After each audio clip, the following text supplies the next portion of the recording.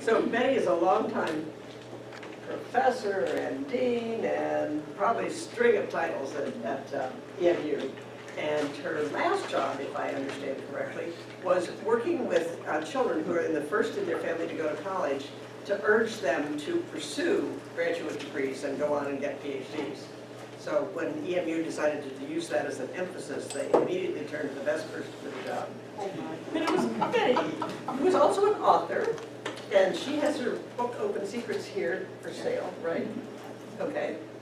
So if any of you want to buy it and hear her talk, she would be happy to do that for you. So thank you, Betty. Thank you. Can everybody hear me? That's the most important thing. That probably is. Everybody said yes? Okay, all right. So I wrote this book because the students at Eastern Michigan University very often, about 70% as a matter of fact, are like I was when I first set foot on the University of Michigan campus. They are first generation students, meaning the first in their family to graduate. Many, when I say 70%, about 70% receive Pell Grants. That means that they qualify for federal anti-poverty programs. In other words, they are from very humble financial circumstances. And when you're a professor and you have the PhD, and certain of us in the room will argue that University of Michigan is the best. Some of us will argue that University of Chicago, where I got my PhD, is the best. But regardless, when you get to that point and you're speaking to students and you're being a mentor to them, they frequently cannot see past what your current accomplishments are. And in the last position that Sally mentioned, I was required to give seminars every week to the students. And finally, at the end, the student said, "Why isn't there anything about us? The book you have us read, the author says on page 34, well, if you are a woman or gay or underrepresented, then I don't really know what to tell you." And so on page 34, he says that on page 34. And so they were not happy with that, and I wasn't either. And so I came upon this book. Now, having been a mediator and having come to these trainings many times, I know that anybody in this room could give this lecture. And this is a memoir that I use to extract certain lessons from my life. And as you know, a memoir is not verbatim. It is what I recall and certain portions of what I recall about my life. But it is not intended to be all of this almost 70 years that I've been on Earth. It's intended to extract certain parts of it that might be instructive to others. And so I'm going to do some reading, I'll do some lecturing, there will be some time for dialogue. Depending upon how fast we get through the material, I also have some potential cases for you to bite into and think about as a role play, to think about how you would approach these cases given the perspective that I'm offering. So this is one person's perspective, and anyone in the room could themselves sit down and write a book that all of us might find very fascinating. And I commend you if you do it. It was very difficult to do. Let me start the conversation then by doing an excerpt, and then we'll move along into the PowerPoint. I have been blessed, not because I was born into the good life of wealth and luxury. Quite the contrary. I was blessed by birth into the hardship of poverty, the hatred of racism, and the prerogatives of sexism. I was a child of African American parents whose passionate love for each other proved to be the spark that created a nurturing family for 8 children, each of whom would finish college and beyond. Poverty meant that my parents' children achieved often without the benefit of routine medical or dental care. Many times while wearing rummage sale or hand-me-down clothes. Franklin and Lucille Brown struggled to provide us with books and supplies during the first weeks of class. When they tried and failed to protect me from the rocks hurled at me by other kids or from the racial slur nigger, not nigga, nigger, yelled at school by white classmates, they taught me how to fight for myself and later to protect my siblings. Although women generally took a subservient role to men when I grew up in the 1950s and 60s, my parents stressed higher education, especially for their 5 daughters, as a way to ensure the good life. So I'm not going to read this whole thing, so I'm going to jump ahead just a little bit. During these almost 7 decades of my life, I have far exceeded every childhood dream I ever had.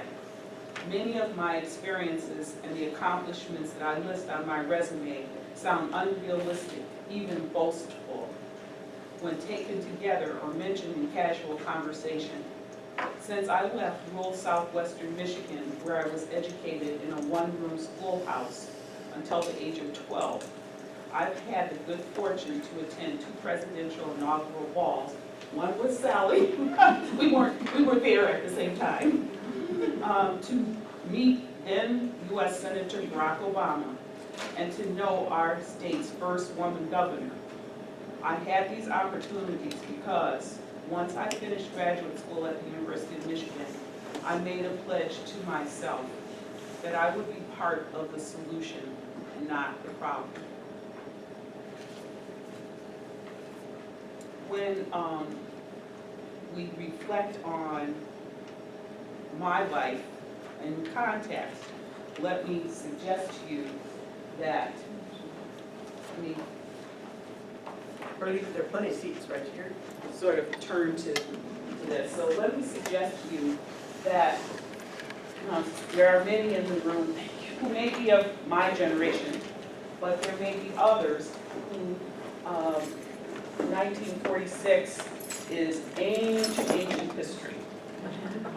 And also, the place that I grew up, this particular setting is rural Bangor, Michigan.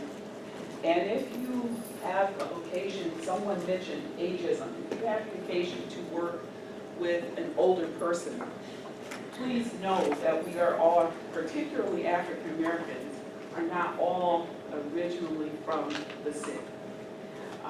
I had my classmates at University of Michigan suggest that the reason I got the highest grade out of 150 people in the class was because, well, since you're from Detroit, of course you understand the sociology of the urban condition, which I very brazenly said, no, I'm smarter than you. I am not from Detroit. I'm from the country. I learned it. So if you then put in context my original upbringing, there's no bus out here, right? You don't see any cars out here. It was a big deal when a car went down the street because we didn't have cars going down the street. In this picture over here, that's myself and the first elected city councilwoman of South Haven, Michigan, which is where our family moved. It was only a few miles away. But she was elected 6 years ago. The city was founded in the mid-1800s. That would be the former councilwoman Gail Brown Patterson Gladney. Your sister. My sister, yes. But in this picture, if you may or may not be able to tell, there are no curtains, there is no shade, there is no furniture. We were poor to the extent that we didn't have those things. We had a couch that one of the uncles brought to us, rummage, My family who lived in Chicago, Illinois, and Evanston area, they always knew Frank and Lucille, they need help. And so they would go, what do you call garbage picking now? What do you call that? Dumpster diving or Antiquing. Yeah, well, no, not antiquing. Antiquing you buy. This is when you drive up and down the alleys and the rich white people that you work for throw it away and you say, could I have that for my brother? So that's not quite antiquing. That's what I do now, maybe, but not then. So there was a couch here. And this house was built by my father and his brothers. And so if you were able to see it up close, you would notice that the brickwork, the masonry here isn't what the masonry is that you look right outside of that window, because they taught themselves. That was another exclusion.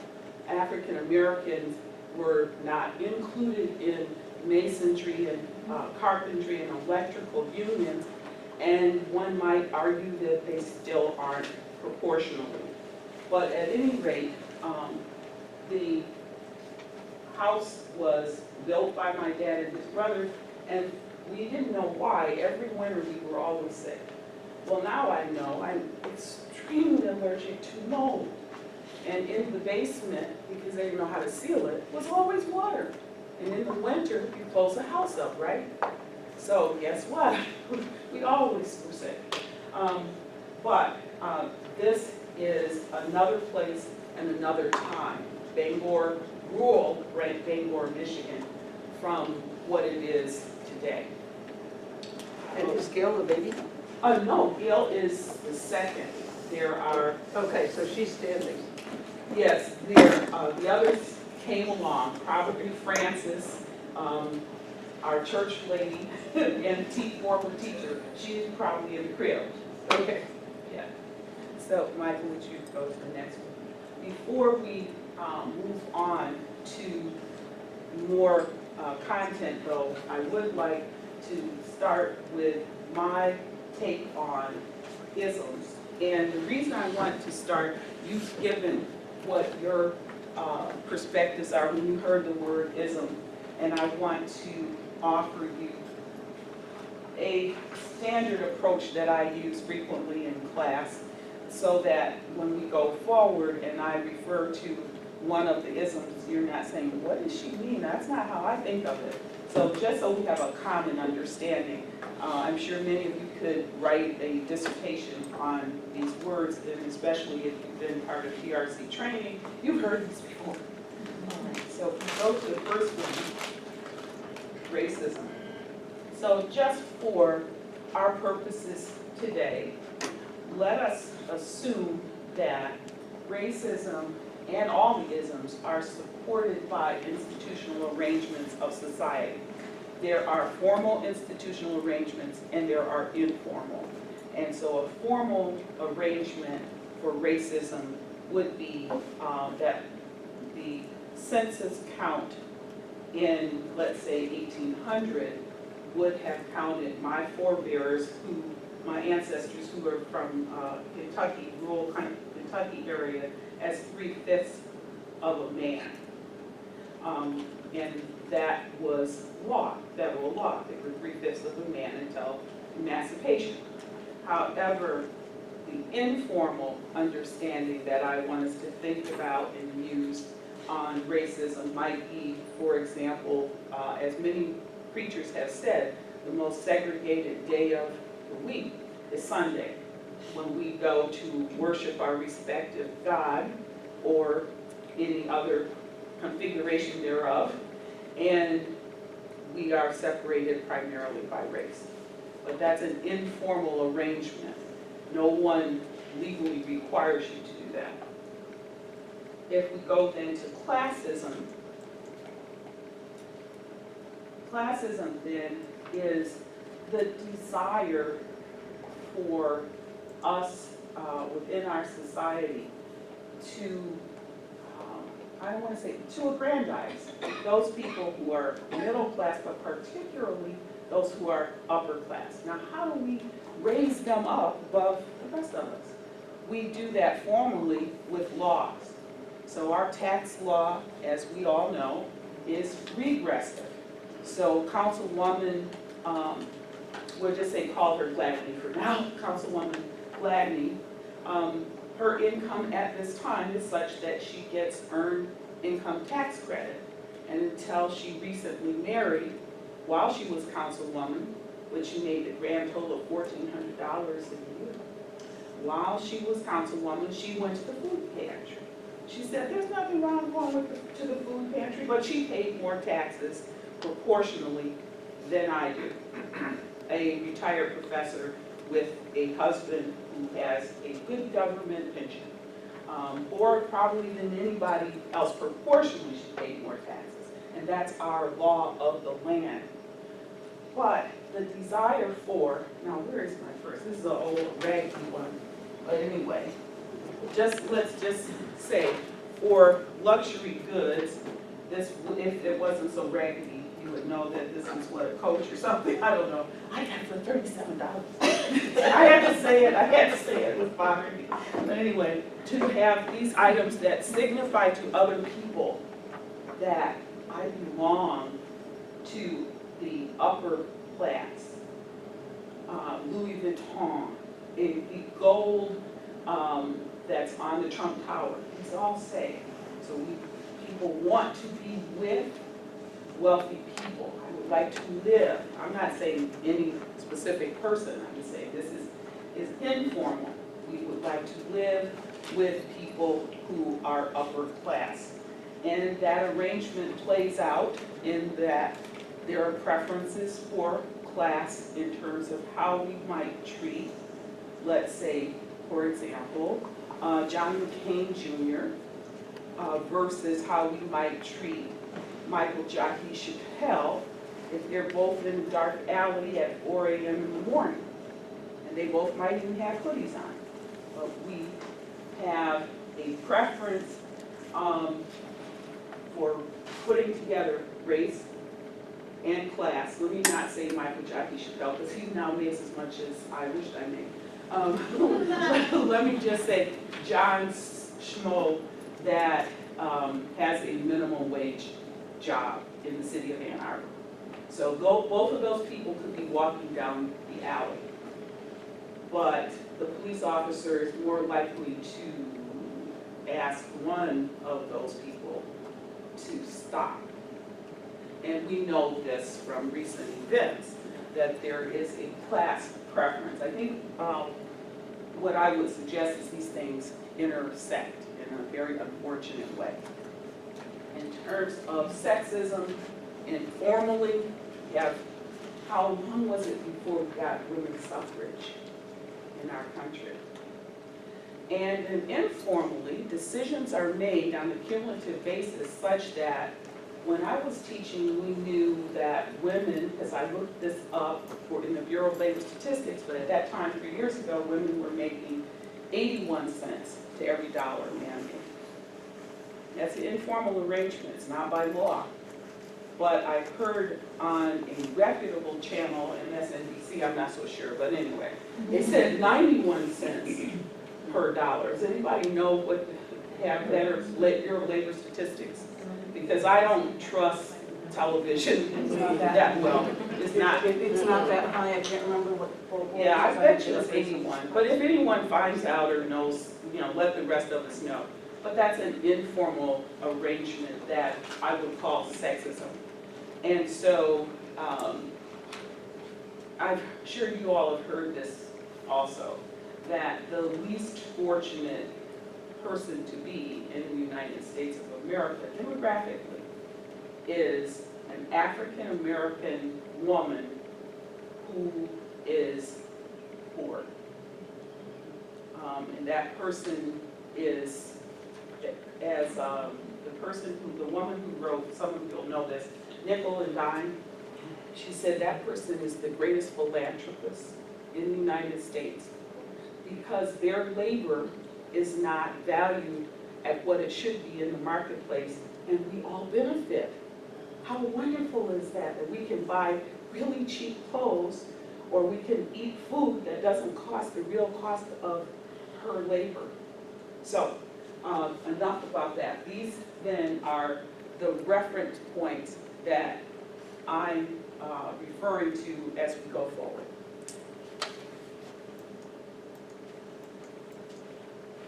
So in this bubble that I lived in when I was brought up,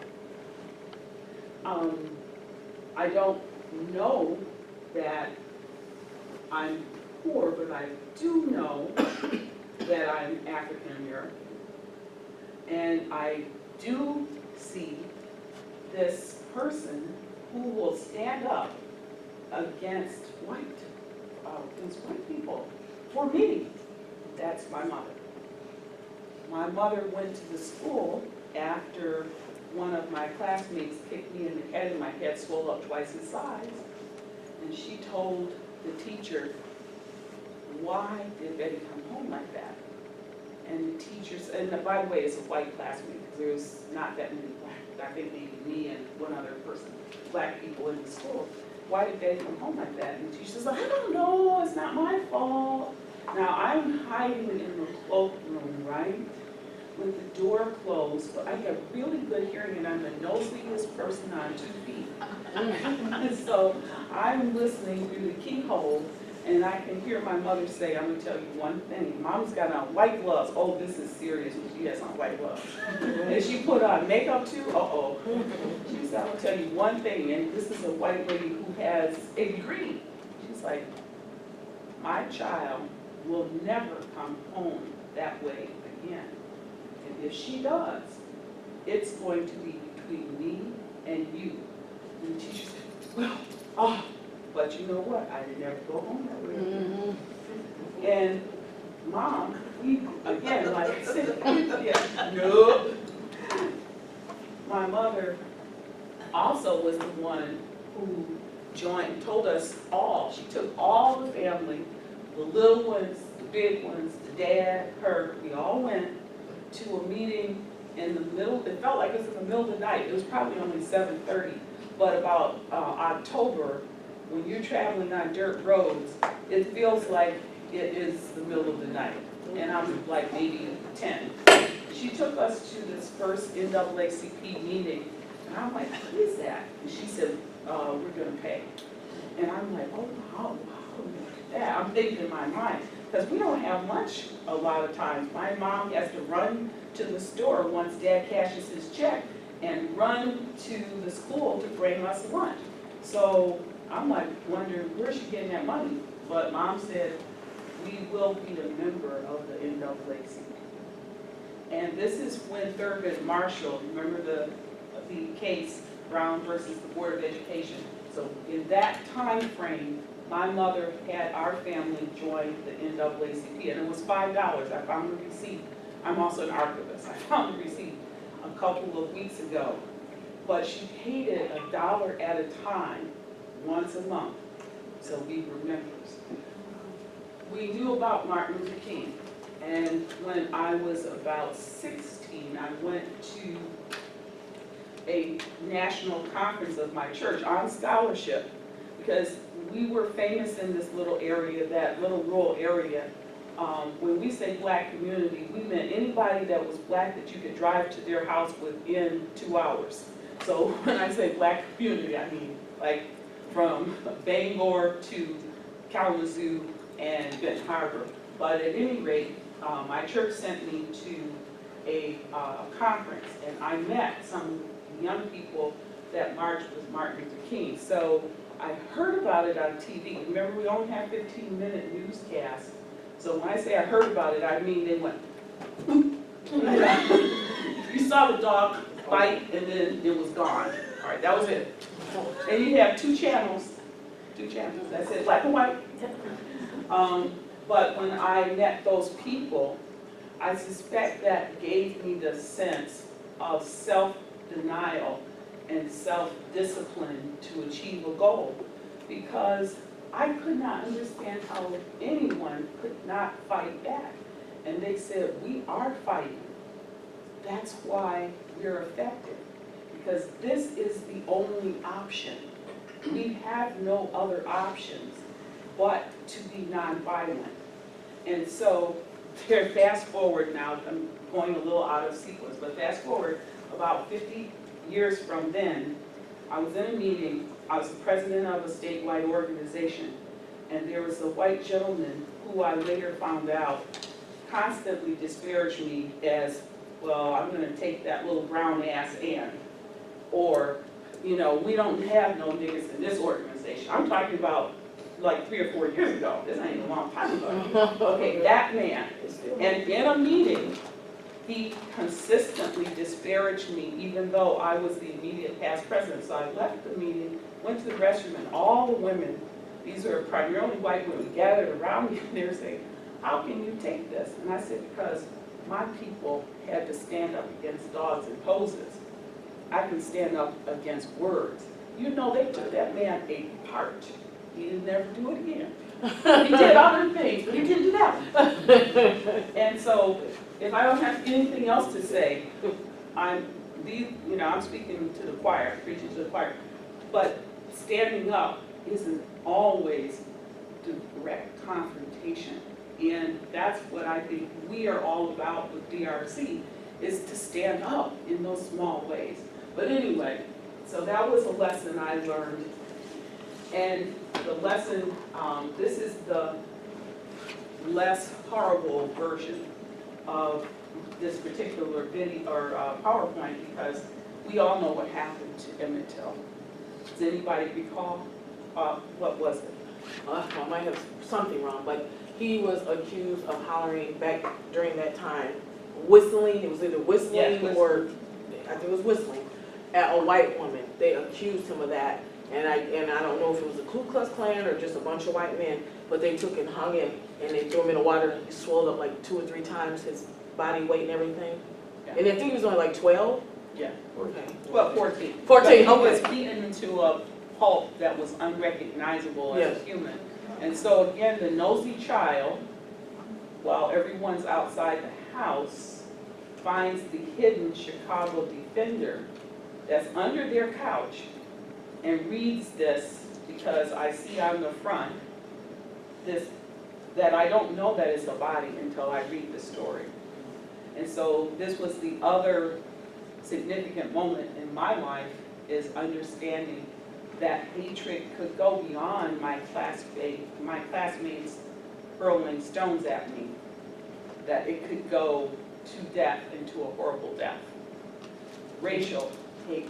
Racial His hate. mom had the open casket, so that Yes. the world could Yeah, see. yeah. Right, Yeah. right. And, you know, we have to commend her for that. It was, I'm sure, a wrenching decision, but it will never be forgotten, or I hope not. But, so racism, as I'm experiencing it in this bubble, is life and death, fighting with freedom, and joining with African Americans and other like-minded people to fight oppression, violent and otherwise. So now we come to strawberry lessons. And when I said I lived in the country and I'm on a farm, certain things saved me from repeating the, I guess you would say, the cycle of poverty. And this instance, in my mind, is one of those. So I'm going to read this little paragraph, and then we'll go on with a little more dialogue. "We can't pick these strawberries, Betty," said my mother with a tremor of fear in her voice. "There are snakes in these bushes. I saw one the other day. Might have been a rattler." The type of rattlesnake found in Michigan is called masagua, and it is as poisonous as its many counterparts. My mother had killed several of these snakes with the sharp blade of the garden hoe in the recent past. Then, as a sign to other invaders, she hung their bodies on the picket fence in front of our house. Perhaps in hopes that their brethren or sisters would take heed. I guess Mom had a point. But I'm 5 or 6, and I only know one thing. I like to pick these strawberries because I'm really, really hot, and I want a little plastic pool, and I need to get money to buy a little plastic pool. So I said, Mom, let's take some big sticks and hit the berry bushes in front of us, because you always said that the snakes are more afraid of us than we are of them. And Mom, why don't we put on our winter boots? That way the snakes can't bite our feet as we walk along with the sticks. Dressed incongruously in blue jeans and a starched white shirt for the sweaty manual labor before us, Mom turned her beautiful mocha brown profile to survey the acre plot of strawberries that would bring our family extras like school books and shoes, replacement tires for the balding ones, and I hoped even a night at the A&W root beer stand. Mom considered this advice. Well, your dad said that the berries have to be picked today because they'll spoil otherwise.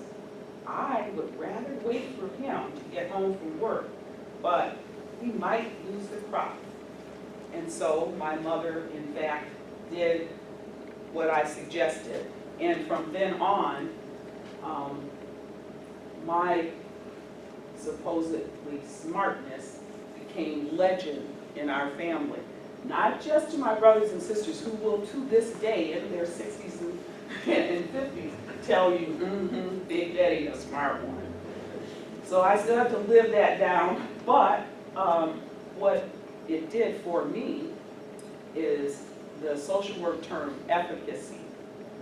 I believed I could. I believed that being smart was a good thing. And this is, in fact, our family plot of strawberries. And that is not my mother, that's one of the aunts. Someone said, why is she all dressed up? Because she's from the city, she doesn't know any better. She doesn't even have a hat on. But anyway, so we're picking these strawberries. In the meantime. Did you get your pool? I did. Thank you. Yes, the important thing was the pool. And there's another little piece to that lesson, which was after I got the pool, and I'm laying back and I'm so happy. My little sister's councilwoman and the other sister, teacher, Frances, came and got in my pool with their dirty, nasty little feet. And I said, y'all gonna have to get out. And my dad said, you know what? Those are your sisters. And unless you want to pay me back for the work I did for the strawberries, then you need to let your sisters get in the pool. And I said, well, how about I get to be in it first? And they have to wash their nasty little feet, then they can get in. And so again, in terms of efficacy, my father said, that sounds fine. But I'm learning to negotiate with an adult, and the most powerful adult that I know. My father said to me, more than once, this: listen, little girl, I didn't go too far in school, so you've got to go out and change your chances. Get an education. Don't depend on no man for your money, but it's okay if you will help me out, I don't mind. Let's be clear. Use your brain, then you won't have to sweat and hurt like I did. My dad was at least 6 feet tall, and he, before he was married, even while he was in the Navy, was considerably bulkier than what you see in that picture. But in terms of classism, we are so poor that the only way to lift 10 people out of poverty is for him to work 2, sometimes 3 jobs. So he worked in the factory for 8 hours. Not a small thing. If you're pouring molten metal in to make the pistons for the cars that we all like to drive, you're pouring that every day, and you have burns on your hand, and on your legs every day, but you come home and you raise chickens. And again, back to the family. So his oldest brother said, how about this? You raise 500 chickens, I take 400, you keep 100, you dress them and raise them, I buy them, but you keep 100 for you and your family. And so it was the extended family then that helped us out of poverty, plus the fact that both of my parents worked from dawn until dusk. The other piece, as my mother said in her last years on earth, she said, well, I had so many babies, I had to teach you to take care of me. So the oldest child was responsible, and that was a tradition. And if you speak to someone now who is striving to be middle or upper class, and they have a number of children, more than one, it is likely that that older child will do some of the parenting, whether they know how or not. But that was how we were so-called lifted up, in part. Now, let's have Michael. Did I have the next one? Thank you. The other part, though, was many folks, until recently, I suspect, till this year's primary season, said it doesn't matter who's president. Anybody can do it, right? Okay. I hope nobody says, yes, anybody can do it, we don't care. I'm not saying who it should be, I'm just saying that is sort of a sentiment. It doesn't really matter. Well, in my life, it really mattered. And when my mother heard John F. Kennedy say, any child that wants to go to college will have the ability to go to college because I am going to sign this bill for the Equal Opportunity, Equal Opportunity Education Act. I'm proposing it. I think Johnson was actually signed under Johnson. I'm proposing it. And the National Defense Education Loan Program. Any child, regardless, if they have the ability, they can go to college. My mother said, you're going to college. And she told everybody else, then you're going to college. There was no alternative. Now remember, there's not interference from anyone else around us saying, oh, that's dumb, you shouldn't go to college. Very tiny little neighborhood and very prescriptive numbers of people that you interact with, and all the other people I interacted with thought the same thing. We should go to college. But Mom believed that, and so with that belief, we just marched along. That my parents had no idea how you fill out an application. They had no idea about dorm rooms or deposits or class curriculum or nothing. But they said, you're going to college, and I believe them. Dwight Eisenhower is here because we recall that he was the one who ordered the troops down south initially. Recall that? Was it he and George Wallace or Orville Faubus? I'm forgetting which one it is. That stood in the schoolhouse door and said, you will not bring the black students could not enter the high school. That would be Arkansas. Had to be Faubus then. And Eisenhower said, well, I'm the president, George. And George says, well, you're gonna have to order me because I won't move otherwise. And so that occurred in my childhood. And then, of course, as we all know, in my lifetime, Johnson had signed the greatest amount of domestic legislation in regard to anti-poverty programs. Many of them are still with us. The Education Opportunity Program is still there. Head Start is still there. We could go on and on. Medicare, Medicaid, many of the things still there. But I was a direct beneficiary from those programs. So, Michael? So this is just so that you can get a sense of what the circumstances, that's the one-room schoolhouse, and that's the other person, the other black child in my schoolhouse. Interestingly enough, that gentleman is Martin Taylor, is quite famous. He was the director of the Labor Department for the state of Michigan, and also was a regent of the University of Michigan for many years. He just left the regency.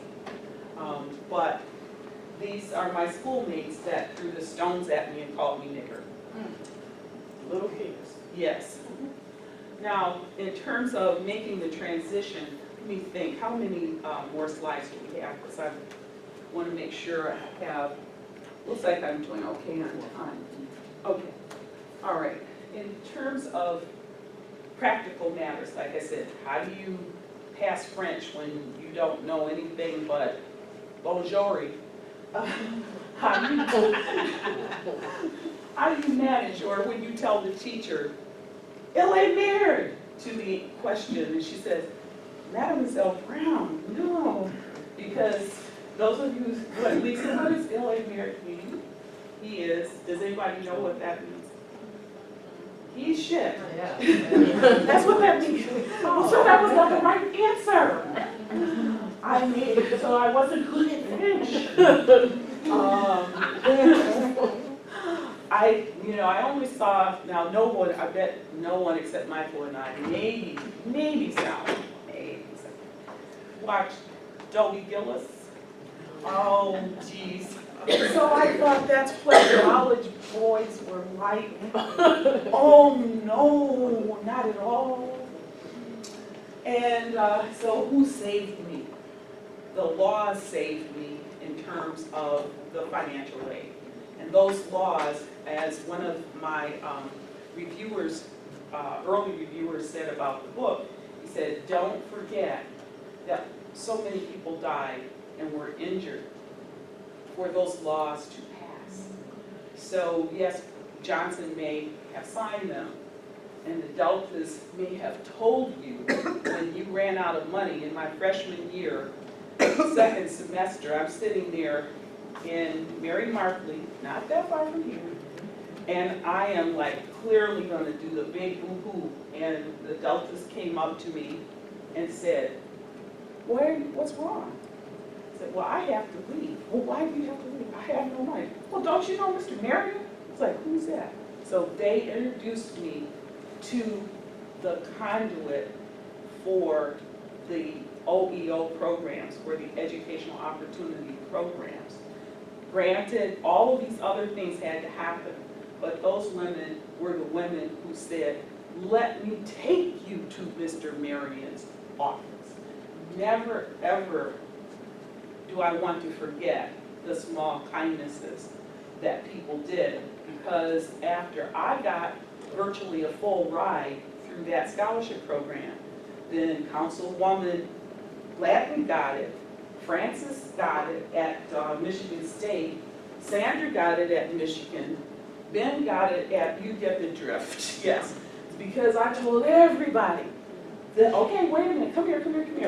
Sit down, this is what you're gonna do, fill this out. So that contribution was not actually small, it had an exponential effect. And as many of you may know, Delta Sigma Theta is a service sorority, which is also how, and isn't Alpha Kappa Alpha Group also service, Lisa? Yeah. Yeah, so these are traditional African American sororities that are dedicated to serve the community. But that's also part of why I became a social worker, because I went to the Delta Home for Girls and I saw black women in charge and doing what I thought was really good work. So Delta followed me, by the way, you can, if you would, followed me, by the way, to my PhD program, because I got the first grant I got as a doctoral student with free money, which is then 25 years later, was from Delta Sigma Theta. So I still have my membership, and this will be my 50th year anniversary. The power pinch. Can I call on you to talk a little bit about sexual harassment? Now, I was a person who suffered sexual harassment. But I'm gonna ask Michael to talk just a little bit about the definition of sexual harassment, and that was the focus of the Power Pinch, which he consulted on this nationally released video. I guess first let me say, I work equal opportunity staff for the federal government, and when the concept of sexual harassment came up, I was the one on our staff that became most interested and started reading materials. So I was the one that actually ended up, like Betty said, consulting when a group of filmmakers wanted to put together a film about sexual harassment, and they were in Chicago where we live. So that's how I got involved with the National Video Power Pinch. But in the research on sexual harassment that I was doing, even though that I understood basically from my upbringing, my mother and my sisters, and kind of seeing what they were going through, and my father and my grandfather were supreme chauvinists. So a lot of times, like, the hell are they talking about? I mean, you can't be. Women are not, supposed to be subservient all the time. This one's fun. And my mom taught me real early on that, women weren't put here to take care of you. You have to take care of yourself. So this whole thing caught my interest, and I started doing the research on why women have a second place in our society. And I started realizing that this was, as Betty said, there was the legal precedent on sexism. But there was also cultural precedent. And it was like that women were put in a position of less power, and they were kept in that position. And the men,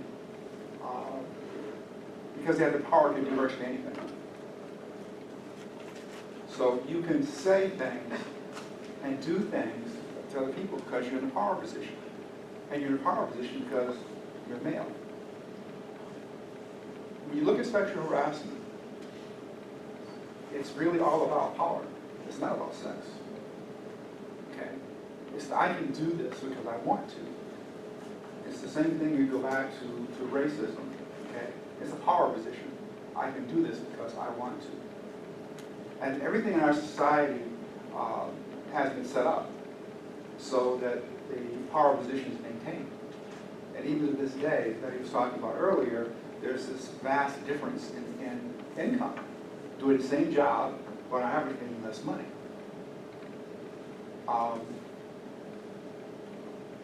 It's inbred into us. It's not just the men who think that men should get power. Women think that too. And that, I'm not saying all of you here think that, okay? But there was a whole mindset that you had to look at as to why that this whole sexual harassment thing could occur. In the workplace, most of the positions were held, the leadership positions were held by men, and the secretarial, worker positions were held by women.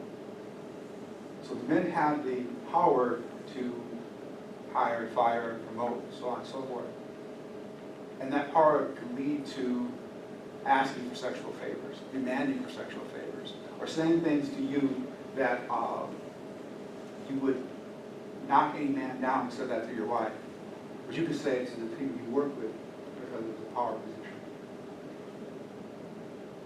The way I trained on sexual harassment, the other part of the reason why I was consulted, because I trained our region. We had like 2,000 managers in our region, and I was the major trainer for the region, and I actually did some of the training for our national office, so I ended up kind of people knowing who I was as far as the whole concern of sexual harassment. But anyhow, the training, I would normally end the training by saying this. If you do not believe that women are equal, the whole concept of sexual harassment does not exist for you. And that's what it comes down to. You have to be in an equal power position to understand what sexual harassment is all about. And so in the video that Michael was the consultant for, I was one of the discussants. And, you need me to move? No, Not you're fine. All right, so I was one of the discussants for this, and the producers said they had a hard time getting African-American women who had experienced this. And part of that is, many of you may have heard of the concept of the strong black woman. Okay, what do you mean? What you up on me for? You know, so African-American women are less prone to be submissive and therefore less prone to be subject to sexual harassment. However, not saying it doesn't happen, saying that less prone. It did happen to me, and I was a discussant. And just to go through it very briefly, you can be, why don't you be me, so I can demonstrate what happened to me. So you just have to sit there, I darn. know, I'm just turning Just around. sit there and be beautiful. And you understand equal power in this house, right? I don't think it's equal. So, I'm a new hire, and I'm a new hire who has, well, what's less than a dime? Okay, minus 1 cent. I'm nothing. I'm 3 months in arrears on my rent. My car is 4 months in arrears. My shoes have holes in them on the bottom. It is not decorative. And I don't get paid the first week. I don't get paid the third week. And in the discussion that we had as a staff member, in the very early part of this scenario, my white boss says, now, what I want to talk about is prostitutes and drugs, because I work for the Bureau of Drug Use. Prostitutes and drugs.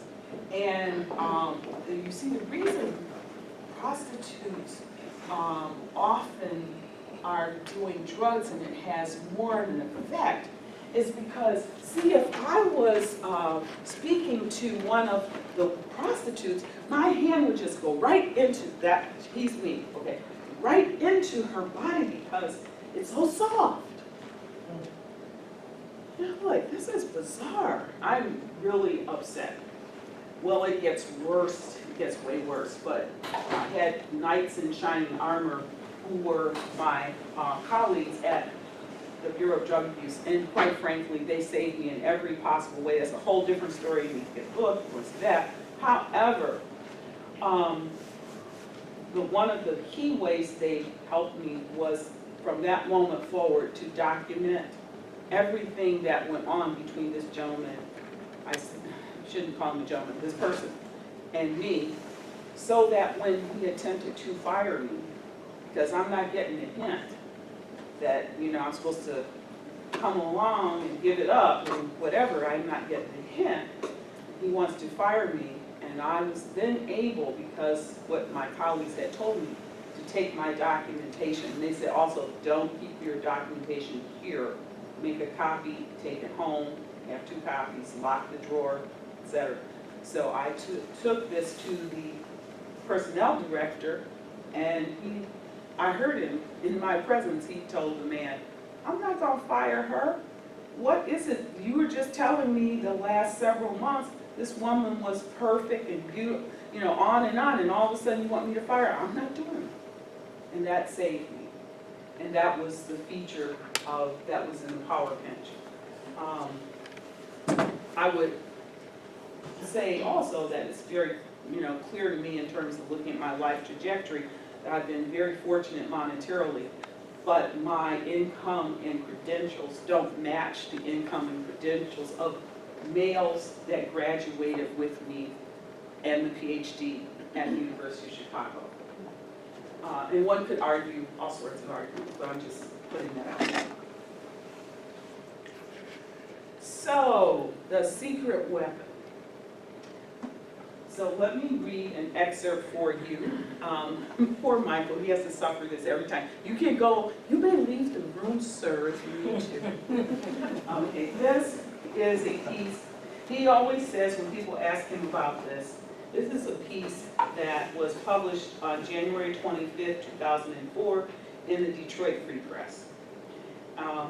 When I say secret weapon, I explain to my students that if you have someone side by side pulling the same plow, one of you's not pulling back and one's not pulling a little bit less than the other, you can actually get that harvest planted and reap that harvest. And so this is my secret weapon to life.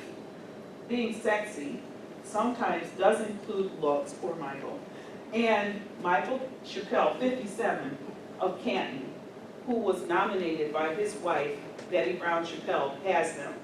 This was an article entitled "Sexy Is as Sexy Does" by Rochelle Riley in the Detroit Free Press. So this is Rochelle's introduction. That's gravy for a wife who also is grateful for her family man. We have been married for 28 years, and now it's going to be 41 in October. And he still brings me flowers and tells me I'm beautiful despite middle-age sags, bags, wrinkles, and gray hair. When I look at him, I am attracted not only to his 6'5" of fine brown real estate, but also by the strength of character necessary to be a father to our 2 children who reach maturity quite successfully. And so we'll do the next.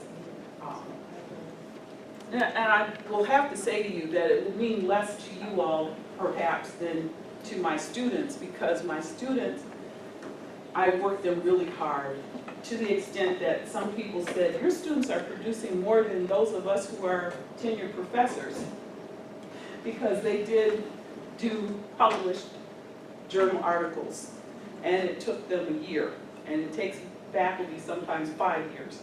So that's why they said that.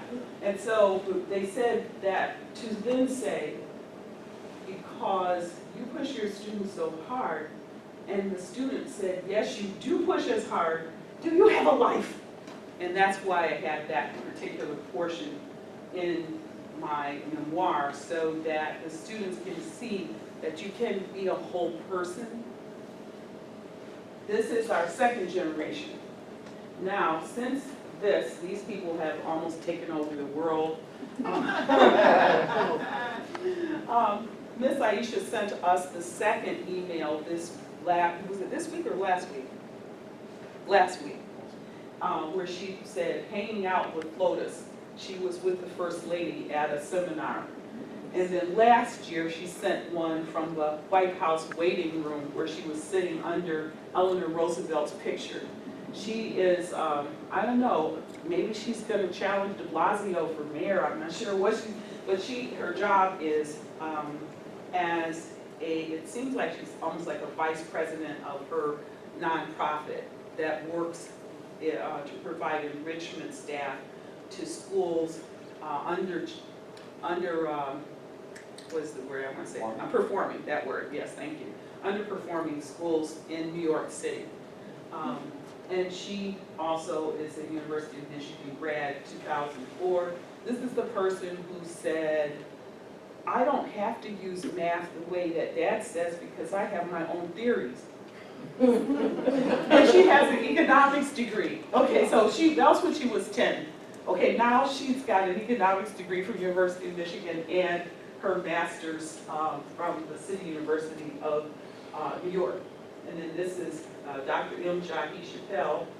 Dr. M. Jahi Chappell is on his way in 2 months to take a tenure-track position at the University of Coventry in England. Oh, I am just so happy. I'm happy for him because England has a much more humanistic approach to employment. But he was the first African-American graduate from University of Michigan in ecology and biology. But we're coming down to the conclusion now, very shortly. Okay, because we're at the food for thought. So you have, put these questions up. So you have two choices. Sally, do you think we would have two choices, not one choice? So one choice is to discuss the food for thought questions, and one choice is to discuss some mediation cases that encompass issues of classism and racism. What is your preference? Would you like to do cases, or would you like to discuss these questions? How many would like to do cases? So I guess we are going to do food for thought. All right. So I will leave these with you, and you Okay, great. can use them as at your All right. leisure, whenever you may wish to. One of them is about classism and mediation, and another is about racism. Okay, so the first food for thought. How do racism, classism, and sexism intersect as I discussed it with, just now? What did you see or hear that suggests that it intersected? Or these things intersected, yeah? As he said, it's all a power situation, unequal power, whether it's race or it's sexism or in mediation as well, classism too, I guess you do see that. But it's all separation, it's all a power struggle that we're dealing with. Okay, so all of the issues are in some way related to power from your perspective. Okay, and what else did you see in the case, or any reflection you would have about intersection? It's a way of divisiveness, of keeping the people separated. And in mediation, what we're trying to do is bring them together and finding a balance for helping them. I was thinking of a case that I was aware of. It was a landlord-tenant case, and the tenants were African-American, and the manager of the apartment complex, the two managers were white women, so they were all women.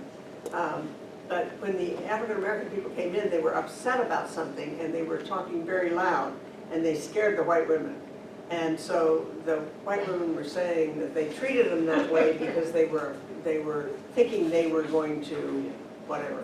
I don't remember all the details of it. But it was so obvious this was just a class of different cultures coming together to talk about a point, and they didn't have the same conversation or understanding about it.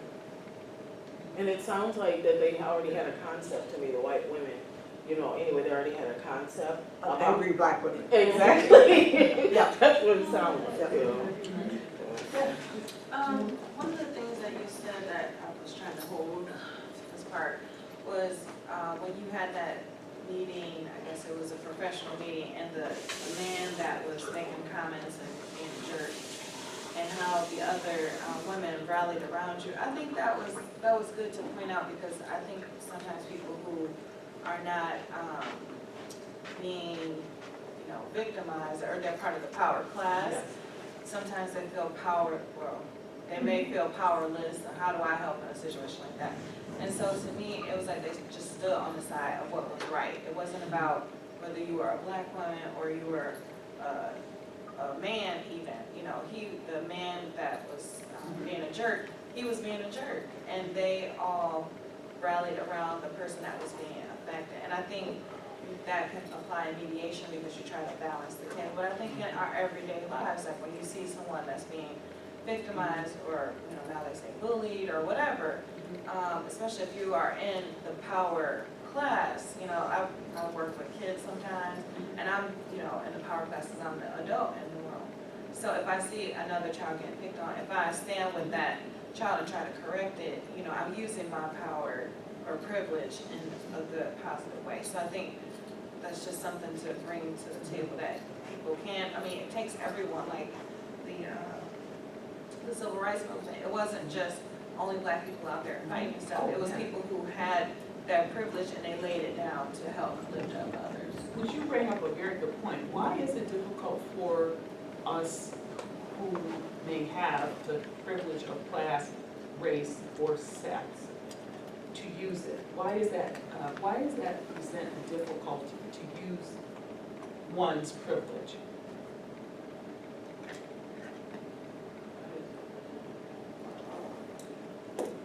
You said, why does it present a difficulty? Why is it difficult to use one's privilege? What are some of the obstacles for you, let's say, to use a class privilege on behalf of someone else? I'm sorry, maybe giving up that privilege, you're separating yourself from, taking from your class, so you're losing. Yes, you're spending some of your privilege, and you were gonna say, I was gonna say that, and then the way you will be perceived. yeah, so the spending of the privilege in some respects means you are losing. Once you spent it, you can't get it back necessarily. So Franklin Roosevelt said he was accused of being a traitor, Right. a traitor to his Yes, land. absolutely, Right. yeah. And someone else, oh, Michael, I'm sorry. I think one of the worst parts that can happen is being unconscious of your privilege. When I was working with people at Trudy staff, and in our region, we had one woman who was in an executive level position out of, in 2,000 management people. And when I looked through the entire records, what I realized is that only 12% of the staff were men.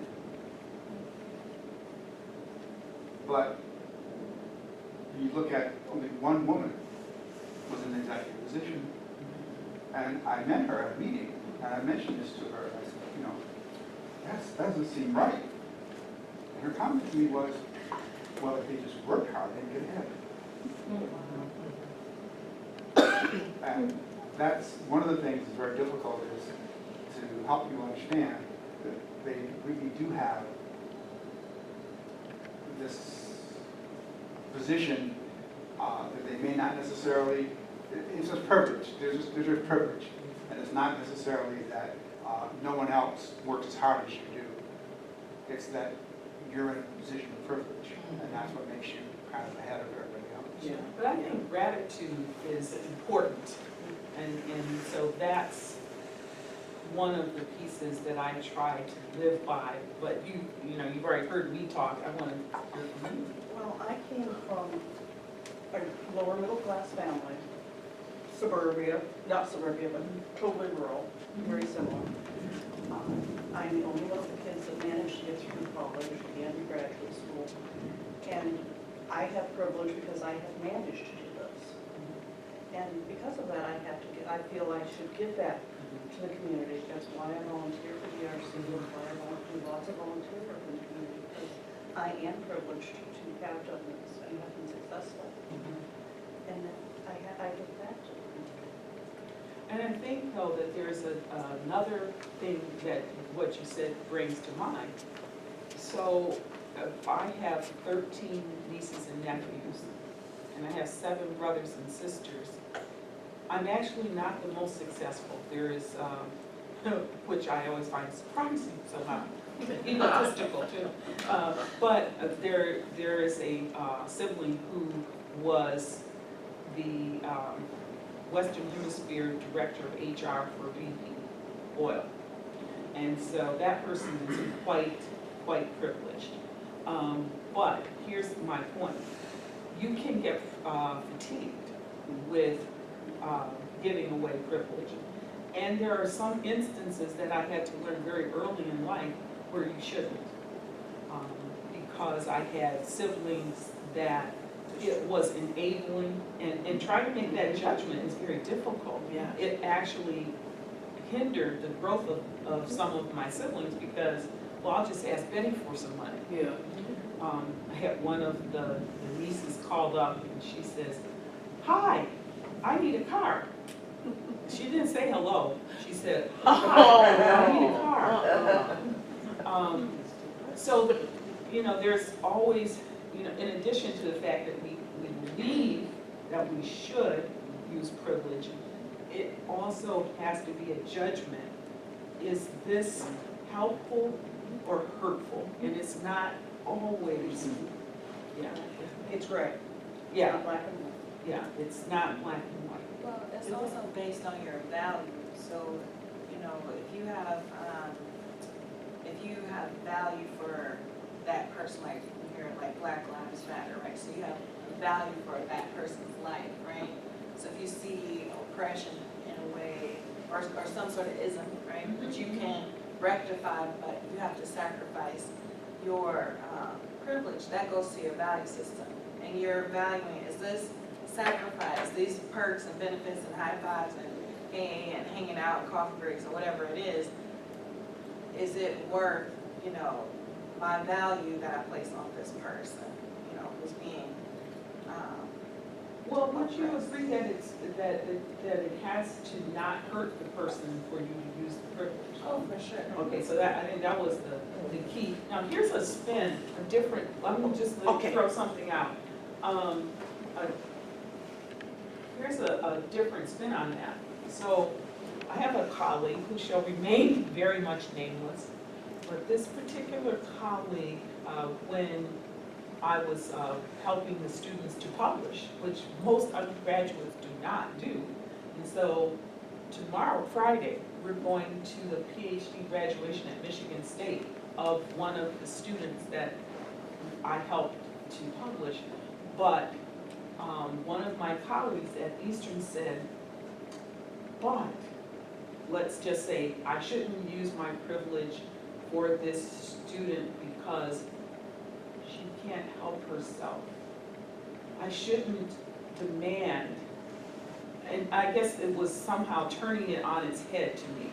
I shouldn't demand from this student what you're demanding and what the federal government says is required as why the student got the scholarship. I shouldn't demand that because if you're that poor, you just can't do any better.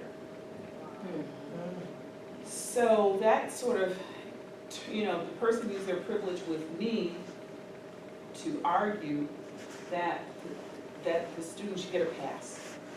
But that particular person that she gave a pass to only graduated with a master's, and these other people that I pushed are now going to be Professor X, Y, and Z. But I guess what I'm saying, the paternalism, the issue of maternalism, paternalism, when you look at the situation, there are some times that it's a no, not because you can't do it, but you shouldn't do it even ethically to change the rules for that particular individual. I think in that situation, that would have been a stereotype that person was playing Dean. into. That's not a value, that's, Well, that is a value, it is a That value. is a because value, they that's see- very good, you came back to that, yes. That is a It is a value. value, poor people can't do what I do. This Mhm. person happens to be quite wealthy Yeah. and can call the name on first name basis of many very other wealthy people. And this is an African American person. But, well, they just can't do what, I looked at it as like, they can't do what I could do. Right, What? right. So there's some nuances here. One of the things that's always bothered me about privilege is the comment that, well, I pulled myself up by my own bootstraps. Oh, yeah. First of all, that's incorrect. Yeah. No one is there by themselves. Yeah. And secondly, I'm sorry. secondly, you gotta have both covered. Yeah. To some of this dialogue, and I'm looking not at our center, this center here in Ann Arbor, but I'm looking at this from the state, view from the state of Michigan and the whole mediation community. So the volunteers across the state, the values and the isms feed into who can be a mediator. This is a dialogue I don't have, you know, I have to figure out how to have it in a more helpful way because I tend to get very bothered by it. But when you look throughout the state and the composition of the state in the community, I believe my value is that if you can get through the training required by the state and become a mediator, you're welcome to it. But there's a lot of thought about what credentials, criteria do we need to meet in order to be a good mediator? And that is something that, we have to think about when we think about our work at the community level and drawing from the communities that we serve, getting these skills and taking them back into the community. So, as you said, this is a part of our community service. So we tend to take the position that people can come here and take the training, but that's not a shared value from the state's perspective. But you Not have- the state, the government is saying that, but just from some of my colleagues. Yes. Oh, it kind of went with what you were saying earlier, what I was going to say. That's why it's important to have wisdom. And I mean, speaking just from a biblical point as well, that's why that's very vital, because there are a lot of poor people that need to be leading the country. And I'm not saying all of them, because some of them don't, just like wealthy and people well up. Because sometimes being poor or being low income, you see things that they don't see up here, and you're going to be able to relate to everybody because you've been down here. Whereas when you up here and you have to come down, it's different. So that's what I want to say. If we circle back to, because we have 3 possible questions I really want to ask you about this true or false one, but how might some of this relate? Belinda just suggested that there's some state dynamics here, but how might all of this relate to some of the cases that you've mediated? Has it ever come up? Or have you sensed that it was there? Whether it's come up lately or not? And then Just the one that Sally was talking about, where you had these white landlord representatives and 2 African-American women tenants, and the dynamic in that room, as I said, and Michael said, there's a power struggle, but the power goes both ways, because those 2 African-American women know that they can intimidate the 2 white people from the office. And so, as a mediator, it is a challenge to figure out how to keep, maybe don't mediate that way. Maybe do it separately, or in separate rooms, somehow to keep that Linda, what dynamic. were you going to say in regard to that, and then we'll come to Well, Lisa. I guess being an African-American woman, when I walk into some rooms,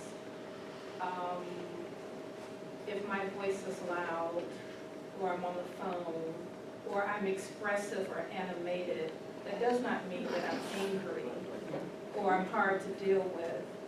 And I find it highly offensive as I get older. I said, when I was younger, I was always constantly adjusting myself down to, can you hear me? Because I don't want people to be scared of me. Yes. And then if I add on, I'm from Detroit, oh boy, Right. let me cocky, it can get live. But it's a stereotype, and it takes away my right to be able to express my opinion, which might be different from those at the table.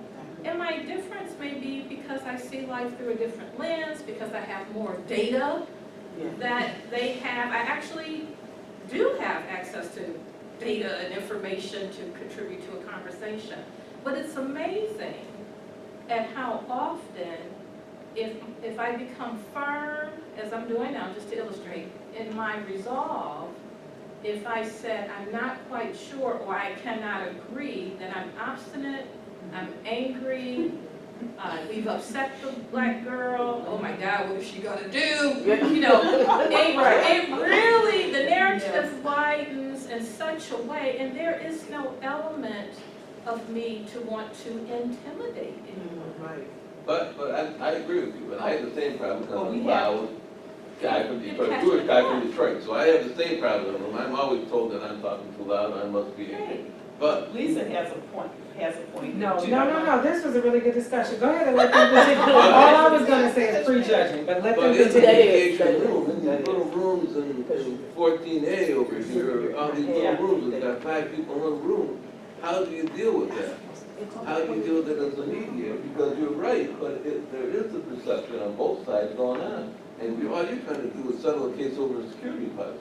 But there's these dynamics going on in this room. I would say that instead of concluding that they have disruptive, ill, antisocial behavior, why not say hello? Let's get started with the mediation.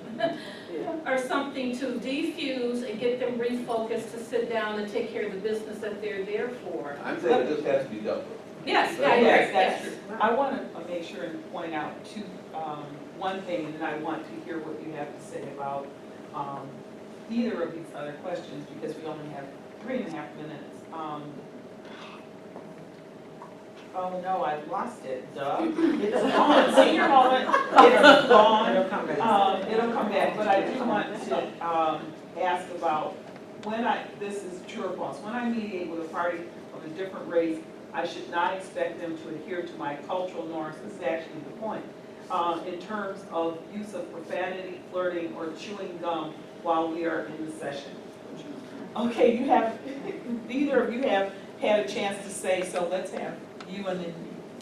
Well, I don't know what profanity has to do with ethnicity or culture. I mean, I may be naive, but I don't know religion or culture that accepts profanity at face value. So but I may be naive. But I can only, if I'm facilitating a mediation, from what I know, profanity tends to irritate, if not make people defensive, etc. So if the general public, all of us together, don't accept profanity, I feel just fine putting that as one of these rules. And if somebody gets hyper because I suggested they tone down their language or something, I feel totally free to say, I think we have to end this session. I'm not sure we can go further or something. So I think there are some things in our culture. And I would say sort of the same thing on flirting, because I think it has a negative impact on a dynamic of a group thing. I think it's fine. Maybe somebody else can deal with the profanity better than me. But if I know myself well enough, I know that would be very useful. Okay, thank you. We have another. Yeah, if the lady is naive, I am as well. I initially, when I saw your question, I sort of disagreed with the premise, because to a certain extent, you kind of set your own culture by establishing ground rules at the beginning of the mediation, okay? So I'm going to talk to folks in a way so that it should be clear that profanity is out of bounds. Now, I've never had a gum chewer. I personally find it disrespectful, and I suspect if we took a poll, the majority of us would find it the same way. We'd also find flirting out of bounds in a dynamic like this. So, yeah, it would be clearly appropriate, I think, to set the ground rules and command respect from one another, which is all I would be doing. In regards to what you all just said, I finally picked up the senior thought, which is in the book in the very beginning. I discussed the concept of dual perspective, which is within the social work realm. There's a very famous person who came up with that. African American, particularly middle class and upwardly mobile African Americans,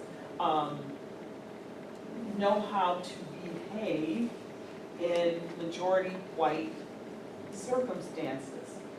Because if you don't, you will always be where you're ostracized, and you will always stay at the same class level. Whites do not have to have necessarily a dual perspective, because it's your world. And those things that, if, let's say, this particular case actually is one I had in Small Claims. And my sister mediator said, well, I can't really say anything because I'm white. It was like, wait a minute. I said what you said, which is, when the person started behaving that way, I said, sir, can we return to our original ground rules? And the sir then understood that that's what was going to happen. Did you want to make a comment or Lisa? I was just gonna say, you know what, I think that there are some people who don't think that certain words are profanity. Yes. For instance, and I hope I don't offend anybody, shit, damn, and hell. Yeah. My grandmother right. said those words religiously, and my grandmother would say, I don't curse. But she would say shit, damn, and hell quite often. Yes. And she never considered those words to be profanity, curse, or inappropriate words. And so I just think that maybe it's important for that may need to be added in, or maybe people need to understand that the context in which something is even being used may not necessarily, because it's used quite often. I've even had a friend and someone who I attended church with, they actually used the word hell in most of their sentences, and when they used it, we could have even been in church, and they'll say, well, hell, that is insane. And they didn't mean it to be offensive, but they used it. The ministers Why not? frequently use it in Well, in church. their separate, but And this they- person. But they're not necessarily Correct. saying, it's not always hell hath no fury, Absolutely. chapter this, that. They may go, well, hell, you all gonna have to listen to me. Absolutely. And so, the dual, I think the thing that I would like to bring home for us is the dual perspective. Mhm. And gaining an appreciation for duality, while at the same time understanding you have to do your business. If you're there to mediate and someone is hitting on you, whatever sex you are. That's okay. Okay. Oh, Sally, watch this one. Okay. If someone's hitting on you, it may mean you need to take a recess. Can do it out in the hallway. I'm sorry, someone else had a point that was. Oh, I'm sorry. We'll need I to. mean, this is, I'm sitting here and I'm privileged by class, sex, and race. And so, and my thought was, you're saying cultural norms in use of profanity, flirting, and chewing gum. And I'm asking what cultural norms are there that where that kind of thing is really different? And it may be just a purely ignorant question, but I mean, you're calling them cultural norms. And my question is, are they? I mean, I don't know. Well, I would say, If somebody's using F-bombs all the time, that's gonna stop regardless. And so my real question is, okay, when you're talking about profanity, when you say hell and damn, that doesn't even register for me, and so. But it does for some people. Well, right, and so I'm just saying is Spiritual that, and so I'm not sure what, and flirting, I can't even imagine that in the mediation. I'm sorry, what? Yeah, I've never. Well, I was there, I know. I mean, I understand, I'm just saying, that is never, This that's fellow not in my thought he was realm of going experience. to, he thought, yeah, okay, the next mediation, they're gonna try to come after you.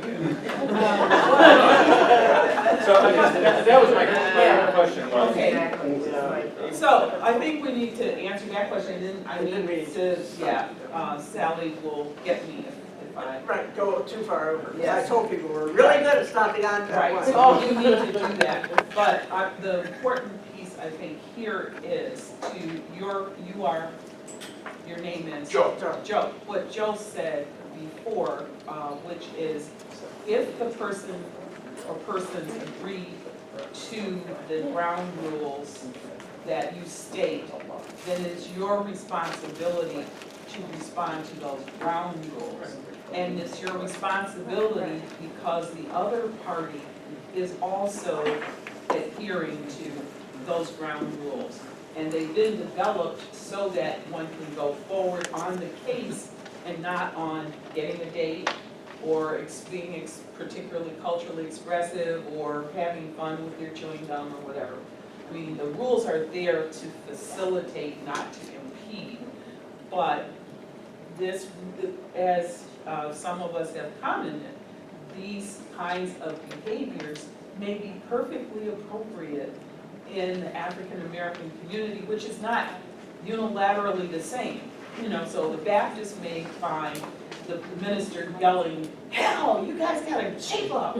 Yeah. But the Congregationalists and the Lutherans and the AME may go, you know, so if to get away from your having to make all those distinctions, if you go back to the rules of the game and adhere to that, and I don't just mean you, I mean all of us, that's how I got out of that situation, is because I said, sir, you know, it does say here, and we will proceed as follows. And he's like, yes, ma'am. So, thank you all so much. Thank you. Very appreciate you for enlarging our understanding. Sally, I just wanted to tell her, I like your picture of you and your husband. Thank you. You're welcome. And then we do still have the book if you are interested in pursuing that. Okay, and our next drawback will be about young people and communication. And I think we're going to get into social media and things like that. So that will be very